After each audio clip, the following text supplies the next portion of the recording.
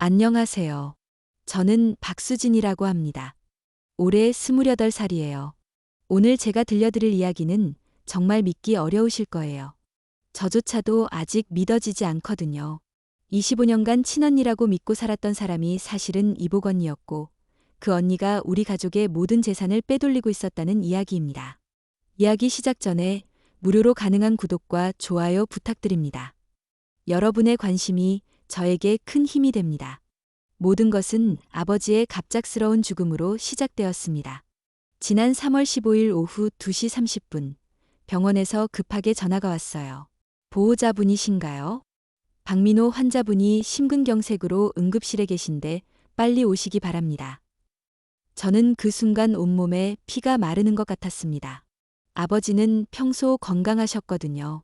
단 한 번도 큰 병원에 가신 적이 없으실 정도로요. 급하게 병원으로 달려갔지만 이미 늦었습니다. 의사는 죄송하다는 말만 반복했어요. 가족분이 더 계신가요? 의사가 물었을 때 저는 언니 생각이 났습니다. 박수정 언니. 저보다 3살 많은 31살이었어요. 네, 언니가 있는데 지금 연락 중입니다. 언니는 3년 전부터 미국에서 사업을 하고 있었어요. 아버지가 사업 자금으로 5억 원을 지원해 주셔서 라에서 한식당을 운영하고 있었거든요. 언니에게 급하게 국제 전화를 걸었습니다. 언니, 아버지가. 전화 너머로 언니의 비명 소리가 들렸어요. 그리고 흐느끼는 소리가 한참 계속되었습니다. 수진아, 나 지금 바로 한국 들어갈게. 비행기표 알아보고 있어. 언니, 천천히 와. 아버지는 이미 돌아가셨어. 그날 밤, 저는 아버지의 빈소를 홀로 지켜야 했습니다. 친척들은 몇 분 오셨지만 대부분 아버지와 멀어진 사이였어요. 아버지는 평생 사업에만 매달리시며 인간관계에 소홀하셨거든요. 이틀 후, 언니가 인천공항에 도착했습니다. 저는 영안실에서 나와 언니를 맞으러 갔어요. 3년 만에 본 언니는 많이 달라져 있었습니다. 예전보다 훨씬 더 세련되어 보였고, 입고 있는 옷도 고급스러웠어요. 미국 생활이 잘 되고 있는 것 같아 다행이라고 생각했습니다. 수진아. 언니가 저를 껴안으며 눈물을 쏟았어요. 저도 언니 품에서 그동안 참았던 눈물을 터뜨렸습니다. 언니, 나 혼자서 너무 무서웠어. 고생 많았어. 우리 수진이. 이제 언니가 다 처리할게. 장례식은 조촐하게 치렀습니다. 아버지의 지인들과 회사 직원들이 몇 분 오셨지만 가족으로는 저희 자매뿐이었어요. 장례를 마치고 집으로 돌아온 후 언니가 저에게 말했습니다. 수진아, 아버지 유산 정리해야 하는데 혹시 어디 뭐가 있는지 알아? 잘 모르겠어. 언니, 아버지가 그런 얘기 안 해주셨거든. 저희 아버지는 평생 혼자 사업을 하시며 살아오셨어요. 어머니는 제가 5살 때 교통사고로 돌아가셨거든요. 그 이후로 아버지는 재혼하지 않으시고 저희 자매만 키우셨습니다. 그럼 우리 함께 찾아보자. 언니와 저는 아버지의 서재를 뒤지기 시작했습니다. 아버지는 모든 중요한 서류를 서재에 보관하고 계셨거든요. 서재 책상 서랍에서 여러 통장과 부동산 등기부등본, 그리고 회사 관련 서류들을 발견했습니다. 아, 아버지가 이렇게 많은 재산을 가지고 계셨구나. 언니가 서류들을 보며 감탄했어요. 정말 놀라웠습니다. 아버지는 평소 검소하게 사셨는데 실제로는 상당한 자산가셨던 거예요. 부동산만 해도 저희가 살고 있는 집 외에 강남에 상가 건물 2채, 그리고 지방의 땅이 몇 개 더 있었습니다. 통장도 여러 개였는데 잔고를 합치면 12억 원이 넘었어요. 수진아, 이거 어떻게 나눌까? 언니가 조심스럽게 물었습니다. 언니가 알아서 해줘. 나는 잘 모르겠어. 사실 저는 돈에 대해 별로 관심이 없었어요. 아버지가 돌아가신 충격이 너무 커서 다른 생각을 할 여유가 없었거든요. 그럼 내가 변호사 선임해서 상속 절차 밟을게. 너는 아무 걱정하지 마. 언니가 모든 걸 맡아주겠다고 했을 때 저는 정말 고마웠어요. 언니가 있어서 다행이라고 생각했습니다. 그날부터 언니는 매일 밖으로 나가기 시작했어요. 변호사 사무실도 가고, 은행도 가고, 구청에도 가고, 상속 절차가 이렇게 복잡한 줄 몰랐다며 피곤해하면서도 묵묵히 처리해 주었습니다. 언니, 너무 고생시켜서 미안해. 뭔 소리야. 우리가 남이야. 가족끼리 이런 것도 못 해주면 뭘 해줘. 언니의 그런 모습에 저는 감동했어요. 역시 피는 물보다 진하다는 말이 맞구나 싶었습니다. 한 달 후, 언니가 모든 상속 절차가 끝났다고 알려주었어요. 수진아, 다 정리됐어. 너목도 다 나왔고. 얼마나 나왔어? 통장에 3억 원 들어있을 거야. 그리고 지방 땅 하나는 내 명의로 해뒀어. 3억 원이라니. 저에게는 상상할 수 없는 큰 돈이었어요. 언니는? 나는 회사랑 강남 상가들 정리해서 미국 사업 확장하려고. 괜찮지? 저는 고개를 끄덕였어요. 언니가 사업을 잘하고 있으니까 더 많이 가져가는 게 맞다고 생각했거든요. 대신 조건이 하나 있어. 뭔데? 이 집은 내가 계속 살아. 아버지 추억이 담긴 곳이니까 우리 중 누군가는 지켜야 하잖아. 그럼 언니는? 나는 다음 달에 미국 들어가. 사업이 바쁘거든. 언니가 다시 미국으로 떠난다는 소식에 저는 아쉬웠지만 어쩔 수 없다고 생각했어요. 언니도 자기 삶이 있는 거니까요. 언니가 떠나기 전날 밤, 저희는 오랜만에 함께 술을 마셨습니다. 수진아, 앞으로 잘 살아. 뭔 일 있으면 언제든 연락해. 언니도 미국에서 건강하게 지내. 가끔 안부 전화 줘. 그럼, 우리 진짜 가족밖에 없잖아. 그렇게 언니는 다시 미국으로 떠났고, 저는 혼자 남았습니다. 처음에는 혼자 사는 게 무서웠어요. 아버지도 없고 언니도 없으니 정말 세상에 혼자 남은 기분이었거든요. 하지만 시간이 지나면서 점차 적응했습니다. 저는 아버지가 남겨주신 돈으로 작은 카페를 열었어요. 예전부터 카페 사장님이 꿈이었거든요. 대학교 근처에 작은 공간을 임대해서 수진이네 카페라는 간판을 달았습니다. 카페 운영은 생각보다 힘들었지만 보람 있었어요. 단골 손님들도 생기고 매출도 조금씩 늘어갔습니다. 아버지가 하늘에서 보시면 기뻐하실 것 같았어요. 그렇게 평범하고 평화로운 1년이 흘렀습니다. 언니와는 가끔 카톡으로 안부를 주고받았어요. 언니는 미국에서 사업이 잘 되고 있다고 했고 새로운 매장까지 오픈했다고 자랑했습니다. 우리 언니 정말 대단해. 역시 언니야. 저는 언니가 성공하는 모습을 보면서 뿌듯했어요. 아버지가 지원해주신 돈이 헛되지 않았다는 생각이 들었거든요. 그런데 모든 것이 바뀐 건 올해 2월이었습니다. 그날은 평소와 다름없는 화요일 오후였어요. 카페에 손님이 별로 없어서 혼자 인터넷을 보고 있었는데 한 손님이 들어왔습니다. 60대 중반으로 보이는 남성분이었는데 정장을 말끔하게 입고 계셨어요. 얼굴이 어딘지 낯익었는데 어디서 봤는지는 기억나지 않았습니다. 사장님이 박수진 씨 맞나요? 네, 맞는데요. 누구세요? 저는 김정호라고 합니다. 고 박민호 회장님과 사업을 함께했던 사람입니다. 아버지의 지인이라니. 저는 급하게 자리에서 일어나 인사했어요. 아, 안녕하세요. 아버지와 함께 일하셨던 분이시군요. 네, 작년에 장례식장에도 갔었는데 워낙 바쁘게 치러져서 제대로 인사드리지 못했어요. 그래서 얼굴이 낯익었나 보다 싶었어요. 커피 한 잔 드릴까요? 고맙습니다. 아메리카노로 주세요. 저는 커피를 타서 그분 앞에 놓고 마주 앉았습니다. 혹시 박수정 씨는 요즘 어떻게 지내시나요? 김정우 씨가 언니 안부를 물었어요. 언니는 미국에서 사업하고 있어요. 한식당 운영하고 있다고 들었는데. 아, 그렇군요. 그런데 김정우 씨의 표정이 이상했어요. 뭔가 당황스러운 듯한 표정이었습니다. 혹시 박수정 씨가 회장님의 친딸이 맞나요? 네, 당연히 친딸이죠. 제 친언니인데요. 그 순간 김정우 씨의 얼굴이 굳어졌습니다. 혹시 실례가 안 된다면 박수정 씨 어머니가 누구신지 아세요? 저희 어머니는 제가 5살 때 돌아가셨어요. 교통사고로요. 그럼 박수정 씨 어머니도 같은 분이신가요? 저는 그 질문을 이해할 수 없었어요. 당연히 같은 어머니 아닌가요? 네, 당연히 같은 어머니죠. 김정우 씨가 한참 저를 바라보더니 조심스럽게 입을 열었습니다. 박수진 씨, 혹시 박수정 씨가 아버님과 다른 여자 사이에서 태어난 자식일 가능성은 생각해 보신 적 없나요? 그 말을 듣는 순간 저는 귀를 의심했습니다. 무슨 말씀을 하시는 거예요?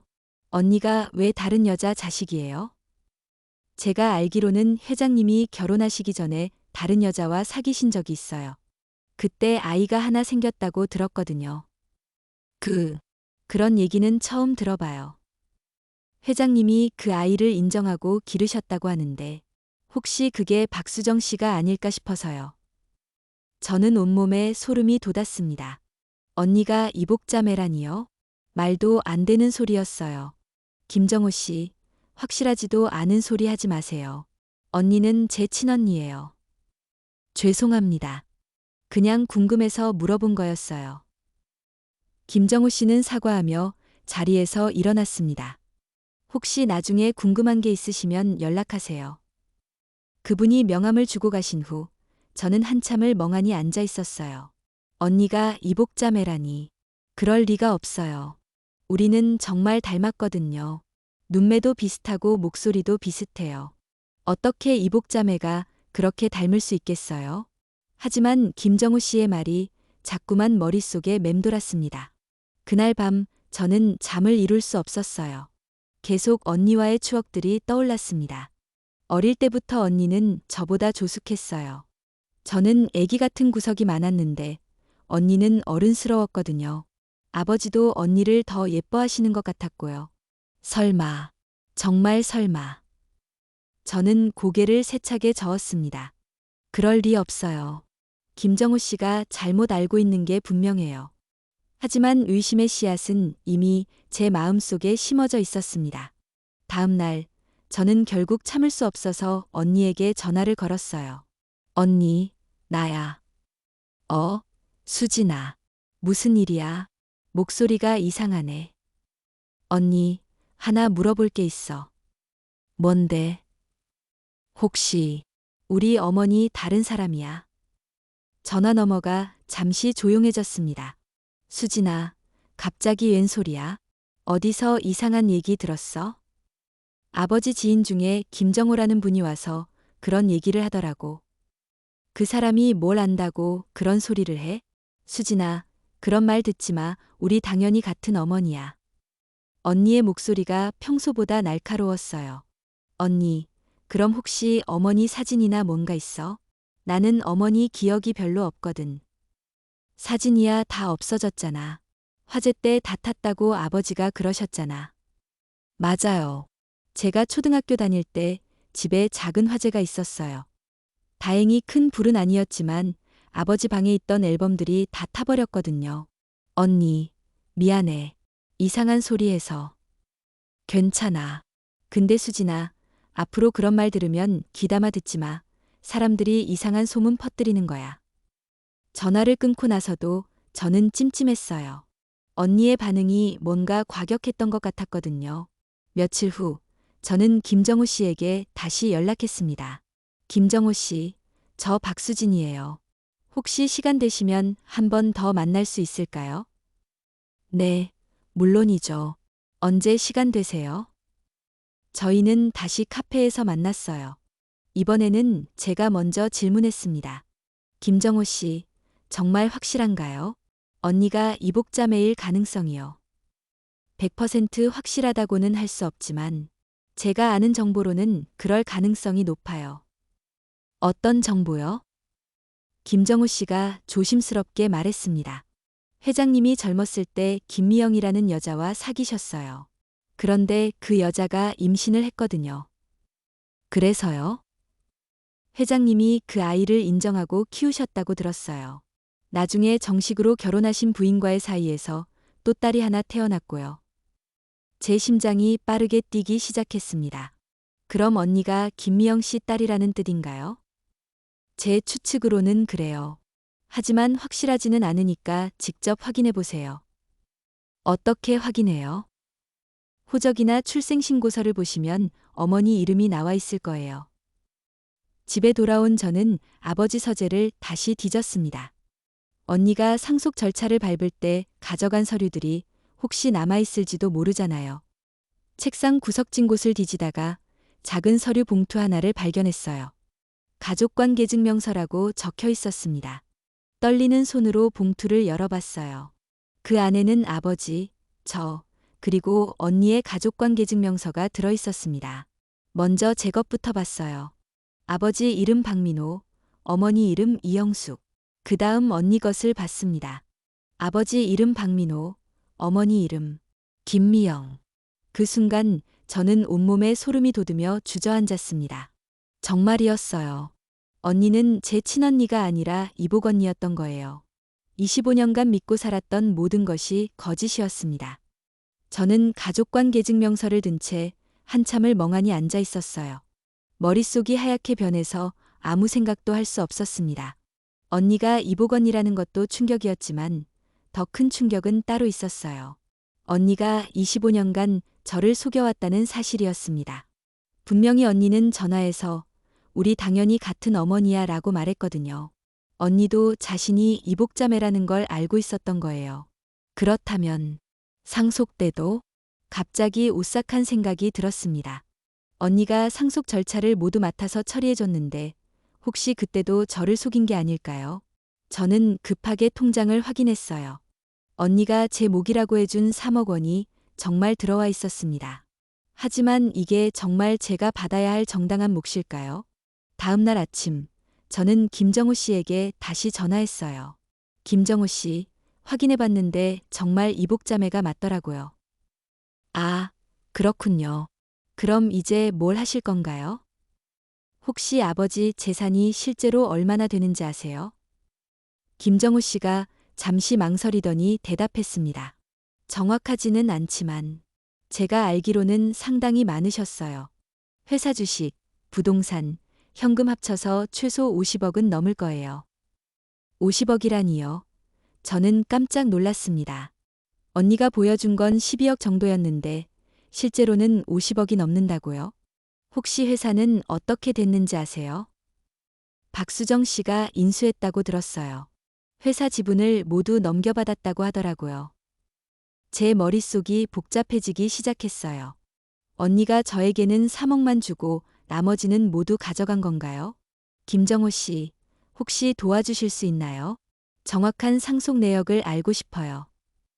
물론이죠. 제가 아는 변호사 선생님께 부탁드려 볼게요. 며칠 후, 김정호 씨가 소개해준 변호사를 만났습니다. 이준혁 변호사님이었어요.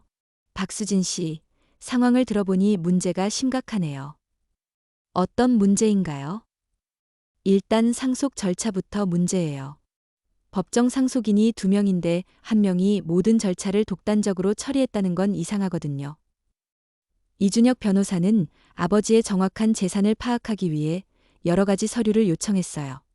은행 거래 내역, 부동산 등기부등본, 회사 지분 현황 등등요. 일주일 후 충격적인 결과가 나왔습니다. 박수진 씨, 아버님의 실제 재산은 총 67억 원입니다. 67억 원이라니요. 언니가 보여준 12억의 5배가 넘는 금액이었어요. 그럼 제가 받은 3억 원은? 전체 재산의 4.5%에 불과해요.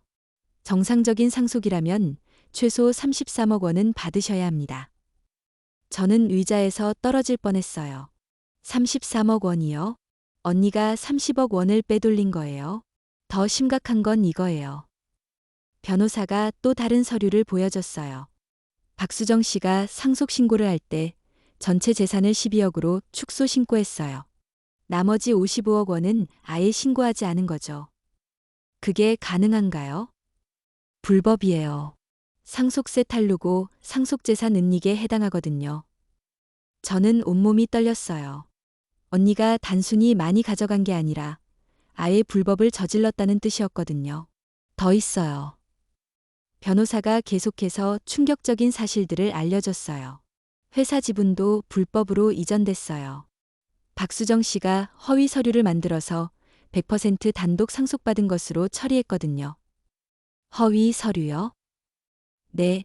박수진 씨가 상속을 포기한다는 허위 동의서를 만들어서 제출했어요. 저는 그런 동의서에 서명한 적이 없어요. 언니가 제 도장을 가지고 있긴 했지만 그걸로 이런 일을 저질렀다니요. 지금 당장 고발하시면 사기, 문서위조, 상속세 탈루 등으로 처벌받을 수 있어요. 하지만 저는 망설여졌어요. 아무리 그래도 25년간 함께 살았던 언니인데 정말 고발해도 되는 걸까요? 그날 밤 저는 언니에게 전화를 걸었어요. 언니, 나야. 수진아. 무슨 일이야? 언니, 하나만 물어볼게.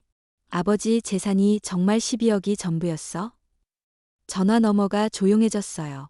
수진아, 갑자기 왜 그런 얘기를 해? 답만 해줘. 정말 12억이 전부였어? 그럼 아니면 얼마라고 생각하는데? 언니의 목소리가 차가워졌어요. 언니, 나 다 알고 있어. 실제로는 67억이었다는 것도 알고 있고, 언니가 55억을 숨겼다는 것도 알고 있어. 긴 침묵이 흘렀습니다. 누가 그런 소리를 했어? 중요한 건 그게 아니야. 언니가 나한테 거짓말했다는 거지. 수진아, 이것저것 따지고 들면 복잡해져. 너도 3억이나 받았잖아. 3억이나 받았다고요? 제 정당한 몫의 10분의 1밖에 안 되는 돈을요? 언니, 나는 언니를 믿었어. 25년간 진짜 언니라고 믿었고, 상속 때도 언니가 공정하게 처리해 줄 거라고 믿었어. 수진아. 근데 언니는 처음부터 끝까지 나를 속였어. 혈연 관계도 속이고, 재산도 속이고. 저는 목이 메어서 더 이상 말할 수 없었어요. 수진아, 들어봐. 언니가 해줄 말이 있어. 뭔데? 나는 아버지 친딸이 아니야. 너는 진짜 딸이고. 그래서 나는 항상 불안했어. 아버지가 언제 나를 버릴까봐. 언니의 목소리가 떨리고 있었어요. 그래서 미국에 갔을 때도 항상 걱정했어. 혹시 아버지가 돌아가시면 나는 아무것도 못 받는 게 아닐까 하고. 그래서 돈을 숨긴 거야. 미안해, 수진아. 나도 살아야 하잖아. 그 순간 저는 언니에 대한 모든 애정이 사라지는 것을 느꼈어요. 언니, 마지막으로 하나만 물어볼게. 뭔데? 미국에서 사업한다고 한 거, 그것도 거짓말이지? 또 침묵이 흘렀습니다. 어떻게 알았어? 역시 거짓말이었구나. 사실 저는 며칠 전에 확인해 봤어요. 언니가 라에서 한 식당을 한다고 했는데 그런 식당은 존재하지 않았거든요. 그럼 언니는 지금 뭘 하고 있는 거야? 서울에 있어. 강남에 오피스텔 사서 거기 살고 있어. 아버지 돈으로 강남 오피스텔을 샀다는 뜻이었어요. 언니, 정말 마지막이야. 내 목 돌려줘. 수진아, 이미 다 써버렸어. 어떻게 돌려줘? 다 썼다고. 67억을? 오피스텔도 샀고, 주식도 샀고, 많이 남아있지 않아. 저는 더 이상 들을 수 없어서 전화를 끊었어요. 그날부터 저는 복수를 계획하기 시작했습니다. 언니가 저에게 한 모든 배신을 되돌려주기로 마음먹었어요. 이준혁 변호사를 다시 만나서 모든 증거를 정리했습니다. 허위 상속 신고서, 위조된 동의서, 은닉된 재산 목록까지 모든 것을요. 박수진 씨, 이 정도면 확실히 승소할 수 있어요. 민사소송으로 재산을 되찾고 형사고발로 처벌까지 가능합니다. 하지만 저는 단순한 법적 대응으로는 만족할 수 없었어요. 언니가 25년간 저를 속인 것에 대한 정신적 피해까지 갚아주고 싶었거든요. 저는 더 치밀한 계획을 세우기 시작했습니다. 먼저 언니의 현재 상황을 정확히 파악해야 했어요. 정말로 돈을 다 썼는지 아니면 어딘가에 숨겨놓았는지 알아봐야 했거든요. 김정호 씨에게 부탁해서 사설 탐정을 소개받았어요. 박수정의 모든 동향을 파악해 주세요. 어디서 살고 있는지, 뭘 하고 있는지, 재산이 얼마나 남아있는지 모든 걸 알고 싶어요. 일주일 후, 탐정이 가져온 보고서는 충격적이었습니다. 언니는 강남에 30억짜리 오피스텔에 살고 있었고, 여러 주식과 부동산에 투자해서 오히려 재산이 늘어나 있었어요. 현재 추정 재산이 80억 원이 넘는다고 했습니다. 더 화가 나는 건 언니가 SNS에 올린 사진들이었어요. 명품백, 고급 레스토랑, 해외여행. 제 돈으로 호화로운 생활을 즐기고 있었던 거예요. 그 중에서 가장 충격적인 건 언니의 인스타그램 프로필이었어요. 자수성가 CEO, 감사한 일상. 자수성가라니요. 아버지 재산을 훔쳐서 부자가 된 주제에 자수성가라고 써놓다니. 그 순간 저는 완전한 복수를 결심했습니다. 언니가 저에게 한 모든 배신을, 언니가 잃은 줄 알았던 모든 것을 되찾아 주기로 말이에요. 25년간 쌓인 거짓말의 대가를 정확히 치르게 해주겠어요. 복수를 결심한 후 저는 먼저 언니의 모든 것을 파악하기로 했어요. 적을 알고 나를 알아야 백전백승이라고 하잖아요. 사설탐정 박철민 씨에게 추가 조사를 의뢰했습니다. 박수정의 일상 패턴, 인간관계, 약점까지 모든 걸 알고 싶어요. 얼마나 자세히 조사할까요? 언니가 언제 어디서 뭘 하는지, 누구와 만나는지, 뭘 좋아하고 뭘 싫어하는지 모든 걸 알고 싶어요. 박철민 씨는 전직 경찰 출신으로 이런 일의 베테랑이었어요. 2주 후 박철민 씨가 가져온 보고서는 정말 상세했습니다. 박수정 씨의 일주일 일정표예요. 월요일부터 일요일까지 언니가 몇 시에 일어나서 어디서 뭘 하는지 모든 게 적혀 있었어요. 매주 화요일 오후 2시에는 강남의 고급 네일샵에 가고 목요일 저녁에는 청담동 와인바에서 친구들과 만나네요. 더 놀라운 건 언니의 소비 패턴이었어요. 한 달 생활비가 800만 원이 넘어요.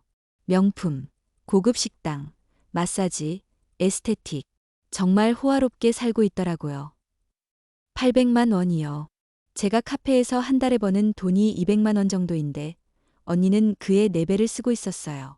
게다가 그 돈은 모두 제 몫이었던 돈이었고요. 인간관계는 어떤가요? 의외로 친한 사람이 별로 없어요. 가끔 만나는 친구들도 대부분 돈 자랑, 명품 자랑하는 모임이고요. 가족은 어머니 김미영 씨가 아직 살아계시네요. 마포구에 혼자 사시는데 한 달에 한 번 정도 만나더라고요. 언니 어머니가 살아계신다니. 저는 처음 듣는 얘기였어요. 혹시 그분과 언니 관계는 어떤가요? 썩 좋지 않아 보여요. 만날 때마다 언성을 높이더라고요. 어머니가 돈을 요구하면 박수정 씨가 거절하는 패턴이었어요. 흥미로웠어요. 언니가 그렇게 많은 돈을 가지고 있으면서도 친어머니에게는 돈을 주지 않는다니요. 마지막으로 가장 중요한 약점이 있어요. 박철민 씨가 신중한 표정으로 말했습니다. 박수정 씨가 세무서에 허위 신고를 했어요. 소득 축소 신고, 재산 은닉 등. 추정으로는 탈세 규모가 15억 원 정도 될 것 같아요. 15억 원 탈세라니. 이건 정말 큰 약점이었어요. 증거도 있나요? 내 실제 소득과 신고 소득의 차이, 명의 차용 계좌, 해외 계좌까지 모든 증거를 확보했어요. 완벽했어요. 이제 언니를 압박할 수 있는 카드가 생겼습니다. 하지만 저는 단순히 언니를 고발하는 것만으로는 만족할 수 없었어요. 언니가 25년간 저를 속인 것에 대한 정신적 피해까지 갚아주고 싶었거든요. 그래서 더 치밀한 계획을 세웠습니다. 먼저 언니의 허영심을 이용하기로 했어요. 언니는 자신이 성공한 사업가라고 생각하고 있었거든요. 그 착각을 더 크게 만들어서 결국 파멸로 이끌어가는 계획이었어요. 저는 가짜 투자자 역할을 할 사람을 섭외했습니다. 김정우 씨의 지인 중에 연기를 잘하는 사업가가 있다고 해서 부탁드렸어요. 최동훈이라고 하는데 실제로 중견기업 사장이에요. 연기도 잘하고 신뢰감도 있어서 딱 맞을 거예요. 최동훈 씨와 만나서 계획을 설명했습니다. 박수정을 큰 투자건에 유혹해서 돈을 빼내는 겁니다. 물론 실제로는 가짜 투자이고 돈은 나중에 제가 회수할 거예요. 흥미롭네요. 어떤 방식으로 접근할까요? 언니가 자주 가는 청담동 와인바에서 우연히 만난 것처럼 접근해 주세요. 그리고 대단한 투자 기회가 있다고 유혹하세요. 최동훈 씨는 연기 경험도 있고 실제 사업가라서 설득력이 있었어요. 계획은 이랬습니다. 1단계, 최동훈 씨가 와인바에서 언니와 우연히 만남. 2단계, 큰 부동산 투자건을 제안하며 언니의 욕심 자극. 3단계. 언니가 투자금을 내놓도록 유도. 4단계. 가짜 투자였다는 걸 폭로하며 모든 진실 공개. 그 전에 저는 언니의 친어머니 김미영 씨를 먼저 만나보기로 했어요. 혹시 제가 모르는 중요한 정보가 있을지도 모르거든요. 마포구에 있는 작은 빌라에서 김미영 씨를 만났습니다. 60대 중반으로 보이는 분이었는데 왠지 피곤해 보이셨어요. 안녕하세요. 저는 박수진이라고 합니다. 아, 민호가 정식 부인과 낳은 딸이구나. 처음 보네. 김미영 씨의 첫마디가 충격적이었어요. 언니가 아버지의 정식 딸이 아니라는 걸 알고 계셨던 거예요.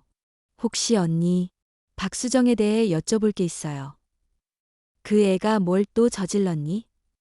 김미영 씨의 반응으로 보아 언니가 평소에도 문제를 일으켰던 것 같았어요. 어떤 문제들이 있었나요? 어릴 때부터 거짓말을 잘했어. 없는 것도 있다고 하고 남의 것을 자기 것이라고 하고. 김미영 씨가 한숨을 쉬며 말을 이었어요. 민호가 살아있을 때도 그랬어. 항상 자기가 진짜 딸이라고 우기면서 너를 질투했거든. 저를 질투했다고요? 응, 너는 정식 부인의 딸이니까 확실한 상속자잖아. 그 애는 항상 그게 불안했던 거야.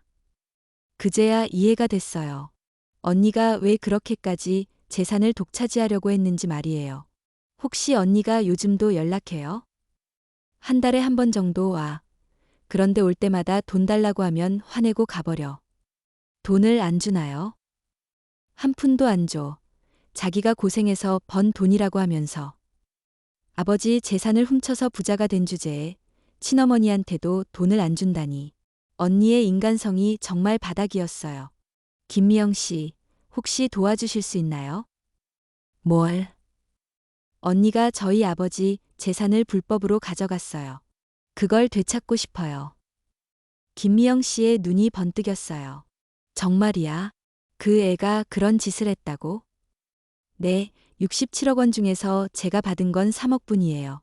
나머지는 모두 언니가 가져갔어요. 세상에. 그럼 나도 도울게. 그 애 버릇을 고쳐놔야겠어. 완벽했어요. 언니의 친어머니까지 제 편이 되었습니다. 김미영 씨와 함께 더 구체적인 계획을 세웠어요. 언니가 가장 신경 쓰는 것이 세상 사람들 앞에서의 체면이라는 걸 이용하기로 했습니다. 수정이는 어릴 때부터 남들이 어떻게 생각하는지를 가장 중요하게 여겼어. 체면이 깎이는 걸 못 견뎌해. 그럼 공개적으로 망신을 주는 게 가장 효과적이겠네요. 맞아. 특히 자기가 자랑하고 다니는 친구들 앞에서 창피를 당하면 견디지 못할 거야. 저희는 완벽한 복수 계획을 완성했습니다. 다음 주 목요일, 언니가 청담동 와인바에서 친구들과 만나는 날, 바로 그날이 복수의 시작이 될 예정이었어요. 최동훈 씨가 와인바에서 언니에게 접근하고, 동시에 김미영 씨가 언니의 친구들에게 진실을 폭로하는 겁니다. 그리고 저는 모든 증거를 가지고 나타나서 언니의 모든 거짓말을 벗겨낼 예정이었어요. 25년간 쌓인 배신에 대한 완벽한 복수가 드디어 시작됩니다. 언니가 제게 한 모든 것을 똑같이 되돌려줄 시간이 왔어요. 드디어 운명의 목요일이 왔습니다. 오후 6시, 청담동 와인바 르 빈티지. 언니가 매주 친구들과 만나는 그곳에서 25년간의 복수가 시작될 예정이었어요. 저는 와인바 맞은편 카페에 앉아서 상황을 지켜보고 있었습니다. 손에는 모든 증거가 담긴 서류 가방을 들고 있었어요. 오후 7시 정각, 언니가 친구 3명과 함께 와인바에 들어갔습니다. 여전히 명품으로 치장한 모습이었어요. 제 돈으로 산 명품들 말이에요. 15분 후, 최동훈 씨가 계획대로 와인바에 들어갔습니다. 정장을 말끔하게 차려입고 성공한 사업가 같은 분위기를 완벽하게 연출했어요. 저는 무선 이어폰으로 최동훈 씨와 연결되어 있었습니다. 박수정 테이블 근처에 자리 잡았습니다. 곧 접근하겠어요. 최동훈 씨가 와인을 주문하면서 자연스럽게 언니 테이블 근처로 다가갔어요. 실례합니다. 혹시 박수정 씨 아니신가요? 언니가 고개를 돌렸어요. 네, 맞는데요. 누구세요? 아, 저는 최동훈이라고 합니다. 광화문에서 부동산 투자회사를 운영하고 있어요. 최동훈 씨가 명함을 건네며 능숙하게 말을 이어갔어요. 사실 박수정 씨 소문을 들었거든요. 젊은 나이에 미국 사업으로 큰 성공을 거두셨다고. 언니의 얼굴에 만족스러운 미소가 떠올랐어요. 역시 허영심에 약한 언니였습니다. 아, 그런 얘기까지 들리나요? 별거 아닌데. 겸손한 척하면서도 기분 좋아하는 게 표정에 다 드러났어요. 혹시 시간 되시면 잠깐 얘기 좀 나눌 수 있을까요? 좋은 투자 기회가 있어서요. 언니가 친구들에게 잠깐만 기다리라고 하고 최동훈 씨와 따로 자리로 이동했습니다. 어떤 투자 건인가요? 강남 한복판에 100억짜리 상가 건물이 나왔어요. 지금 80억에 매입할 수 있는 기회거든요. 언니의 눈이 반짝였어요. 20억 차익이요? 네. 하지만 일주일 안에 계약해야 해서 급하게 투자자를 모집하고 있어요. 박수정 씨 같은 분이 들어오시면 정말 좋을 텐데. 얼마나 투자하면 되나요? 최소 10억부터 가능해요. 투자 비율에 따라 수익을 나눠 가지는 거죠. 10억이라는 금액에 언니가 잠깐 망설였어요. 하지만 20억 차익이라는 말에 욕심이 생긴 것 같았습니다. 좀 더 자세한 자료를 볼 수 있을까요? 물론이죠. 내일 사무실로 오시면 모든 자료를 보여드릴게요. 바로 그때 김미영 씨가 와인바에 들어왔습니다. 평소와 달리 깔끔하게 옷을 입고 화장도 한 모습이었어요. 저희가 미리 준비한 변신이었죠. 김미영 씨가 언니를 발견하고 큰 소리로 외쳤습니다. 수정아, 여기 있었구나. 언니가 깜짝 놀라며 돌아봤어요. 엄마, 여기는 애. 너 찾으러 왔지. 할 말이 있어서. 김미영 씨가 언니 친구들이 있는 테이블로 당당하게 걸어갔습니다. 안녕하세요. 저는 수정이 어머니 김미영입니다. 언니의 얼굴이 창백해졌어요. 친구들 앞에서 이런 일이 생기는 걸 가장 싫어했거든요. 엄마, 나중에 얘기해요. 아니야. 지금 당장 해야 할 얘기야. 김미영 씨가 언니 친구들을 바라보며 말했습니다. 혹시 우리 수정이가 자수성가했다고 자랑했나요? 친구들이 고개를 끄덕였어요. 네, 미국에서 사업해서 큰 성공했다고 들었어요. 거짓말이에요. 김미영 씨의 폭탄 선언에 테이블이 조용해졌어요. 수정이는 자수성가한 게 아니라 아버지 재산을 훔쳐서 부자가 된 거예요. 엄마. 언니가 다급하게 말렸지만 김미영 씨는 계속했어요. 게다가 이복동생 몫까지 빼앗아서 67억을 혼자 가져갔어요. 친구들의 얼굴이 굳어졌어요. 잠깐, 이복동생이요? 수정이가 친언니라고 했는데. 바로 그때 저도 와인바에 들어갔습니다. 안녕하세요. 저는 박수진입니다. 수정 언니의 이복동생이에요. 언니가 저를 보자 얼굴이 새하얗게 질렸어요. 수진아, 너 왜 여기? 언니, 이제 모든 걸 끝낼 때가 됐어요. 저는 서류 가방에서 증거들을 꺼내기 시작했어요. 여러분께 보여드릴 게 있어요. 언니가 지난 1년간 어떤 일을 했는지 말이에요. 첫 번째 서류를 테이블에 올렸습니다. 이건 아버지의 실제 재산 목록이에요. 총 67억 원이었습니다. 두 번째 서류. 이건 상속신고서인데 언니가 12억으로 축소신고했어요. 55억을 숨긴 거죠. 세 번째 서류. 이건 제가 상속 포기한다는 위조 동의서예요. 저는 이런 서류에 서명한 적이 없어요. 친구들이 서류를 보며 충격받는 표정을 지었어요. 그럼 수정이가 정말로. 네, 제 목 33억을 포함해서 모든 재산을 빼돌렸어요. 언니가 떨리는 목소리로 말했어요. 수진아, 얘기를 여기서 하지 말고. 안 돼요, 언니. 25년간 저를 속인 것에 대한 대가를 치러야 해요. 저는 마지막 증거를 꺼냈어요. 이건 언니의 탈세 증거예요. 15억 원을 탈세했고 허위 소득 신고도 했어요. 그 순간 언니가 주저앉았어요. 수진아, 제발. 언니, 그동안 제가 얼마나 힘들었는지 알아요? 카페에서 하루 종일 일해도 월 200만 원 겨우 버는데 언니는 제 돈으로 한 달에 800만 원씩 쓰고 있었어요. 친구들이 언니를 바라보는 시선이 완전히 바뀌었어요. 수정아, 이게 다 사실이야? 언니는 고개를 들지 못했어요. 최동훈 씨가 마지막 타격을 가했습니다. 박수정 씨, 그럼 제가 제안한 10억 투자는 어떻게 하실 건가요? 아, 그런데 그 돈도 원래 동생 것이었군요. 언니가 완전히 무너졌어요. 죄송해요. 정말 죄송해요. 하지만 저는 아직 끝내지 않았어요. 언니, 지금까지는 전주곡이었어요. 진짜는 이제부터예요. 저는 휴대폰을 꺼내서 녹음된 파일을 재생했어요. 미안해, 수진아. 나도 살아야 하잖아. 2부에서 언니가 한 말이었어요. 이건 언니가 모든 걸 인정한 증거예요. 내일 검찰청에 이 모든 증거와 함께 고발장을 제출할 거예요. 언니가 울먹이며 말했어요. 수진아, 제발 한 번만 봐줘. 언니가 다 돌려줄게. 늦었어요. 언니, 25년 동안 저를 속인 것에 대한 대가는 정확히 치러야 해요. 와인바 안이 완전히 조용해졌어요. 모든 사람들이 충격에 빠져 있었습니다. 김미영 씨가 마지막으로 말했어요. 수정아, 어머니가 그렇게 키웠니? 동생 것까지 빼앗아가면서 뻔뻔하게 살았니? 언니는 계속 고개를 숙이고 있었어요. 저는 서류들을 다시 정리하며 일어났습니다. 언니, 내일 오전 10시에 검찰청에서 만나요. 그때까지 변호사 선임하시길 바라요. 와인바를 나서면서 저는 마침내 후련함을 느꼈어요. 25년간 쌓인 배신과 거짓말이 드디어 끝났습니다. 이제 정의가 실현될 시간이었어요. 다음 날 오전 10시 서울중앙지검.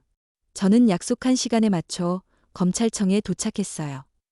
손에는 지난 2달간 모은 모든 증거들이 들어있는 서류 가방을 들고 있었습니다. 이준혁 변호사님도 함께 와주셨어요. 박수진 씨, 준비는 다 됐죠? 네, 이제 정말 끝내고 싶어요. 접수창구에서 고발장을 제출했습니다. 박수정을 상대로 한 상속재산 사기, 문서 위조, 상속세 탈루 혐의였어요. 접수 완료됐습니다. 일주일 내로 수사관이 연락드릴 예정입니다. 검찰청을 나서는데 언니가 기다리고 있었어요. 초췌한 모습이었습니다. 수진아. 언니, 왜 여기 와 있어요? 마지막으로, 정말 마지막으로 부탁하고 싶어서. 언니의 목소리가 떨리고 있었어요. 수진아, 언니가 잘못했어. 정말 잘못했다고 생각해. 그러니까 제발. 언니, 늦었어요. 저는 냉정하게 대답했어요. 25년 동안 저를 속였잖아요. 가족이라고 믿었던 사람이 저에게 한 짓이 이거였어요. 수진아, 그래도 우리 한때는 정말 가족이었잖아. 가족이었다면 제 재산을 훔치지 말았어야죠. 언니가 무릎을 꿇고 울기 시작했어요. 하지만 저는 더 이상 마음이 움직이지 않았습니다. 언니, 이제 법이 판단할 거예요. 일주일 후, 정말로 검찰에서 연락이 왔어요. 수사가 시작되었고, 언니는 구속영장이 신청되었습니다. 증거가 너무 명확했거든요. 김정우 씨가 연락을 주었어요. 박수진 씨, 소식 들었어요. 정말 잘하셨네요. 김정우 씨 덕분이에요. 김정우 씨가 처음에 알려주지 않았다면 저는 평생 모르고 살았을 거예요. 그런데 말인데, 회사 일은 어떻게 할 건가요? 회사요? 네, 박수정 씨가 불법으로 가져간 회사 지분 말이에요. 이제 원래 주인에게 돌아가야 하잖아요. 맞아요. 아버지의 회사도 제가 상속받아야 할 재산이었어요. 잘 모르겠어요. 회사 경영은 해본 적이 없어서. 제가 도와드릴게요. 일단 지분부터 되찾으시고 경영은 전문 경영인을 두시면 돼요. 그렇게 저는 아버지의 회사까지 되찾게 되었습니다. 3개월 후 1심 판결이 나왔어요. 언니는 사기, 문서 위조, 상속세 탈루 등으로 징역 3년에 벌금 20억 원이 선고되었습니다. 더 중요한 건 민사소송에서 완전히 승리한 거였어요. 언니가 가져간 모든 재산을 되찾을 수 있게 되었거든요. 박수진 씨, 축하드려요. 완전 승리예요. 이준혁 변호사님이 기뻐하셨어요. 이제 정말 끝난 건가요? 네, 강제 집행으로 재산을 모두 회수할 수 있어요.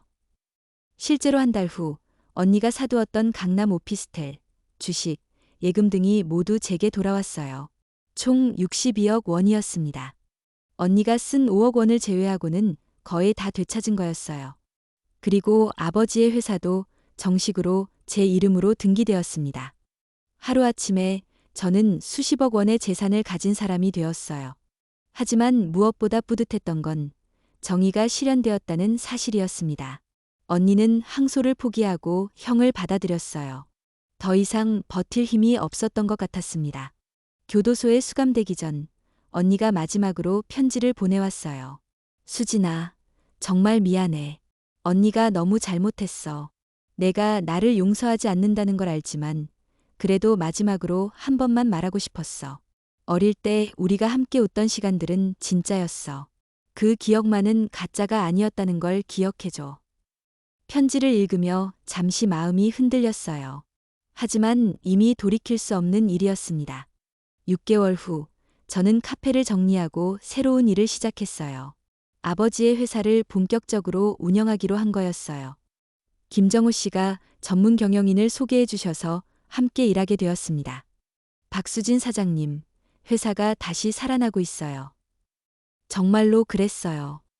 언니가 방치했던 사업들을 다시 정상화시키자 매출이 크게 늘었습니다.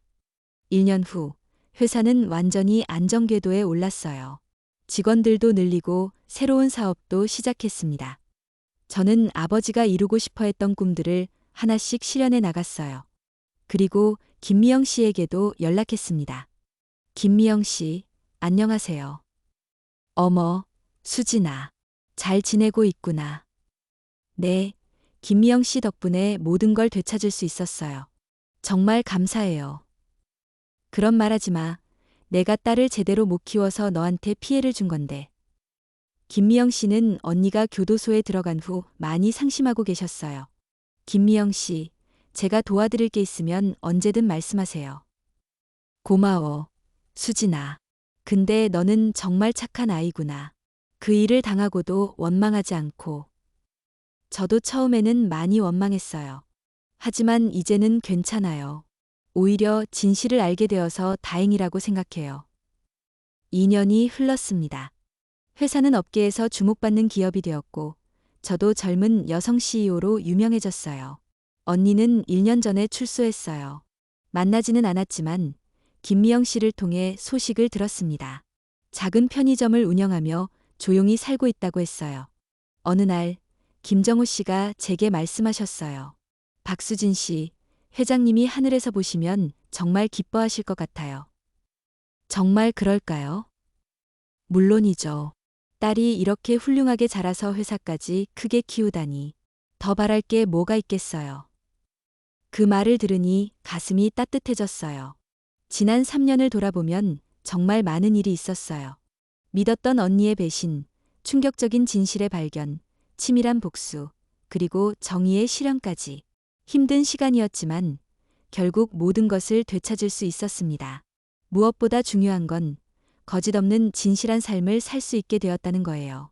언니처럼 남의 것을 빼앗아서 부자가 된 게 아니라 정당하게 제 것을 되찾아서 성공한 거니까요. 오늘도 저는 아버지의 사진 앞에서 인사를 드렸어요. 아버지, 딸이 잘하고 있죠? 앞으로도 아버지가 자랑스러워 하실 수 있는 딸이 되겠어요. 그리고 새로운 하루를 시작했습니다. 25년간의 거짓말이 끝나고 진실한 삶이 시작된 거였어요. 여러분도 혹시 억울한 일을 당하고 계신다면 포기하지 마세요. 진실은 반드시 밝혀지고 정의는 결국 실현됩니다. 제가 그 증거예요. 이상으로 저의 이야기를 마치겠습니다. 긴 이야기 끝까지 들어주셔서 정말 감사합니다. 여러분의 관심과 응원이 저에게 큰 힘이 되었어요. 만약 이 이야기가 도움이 되셨다면 구독과 좋아요, 그리고 알림 설정까지 눌러주세요. 여러분의 작은 관심이 더 많은 사람들에게 희망을 전할 수 있습니다. 댓글로 응원의 메시지나 비슷한 경험을 공유해 주시면 정말 감사하겠어요. 다음에도 더 좋은 이야기로 찾아뵙겠습니다. 감사합니다.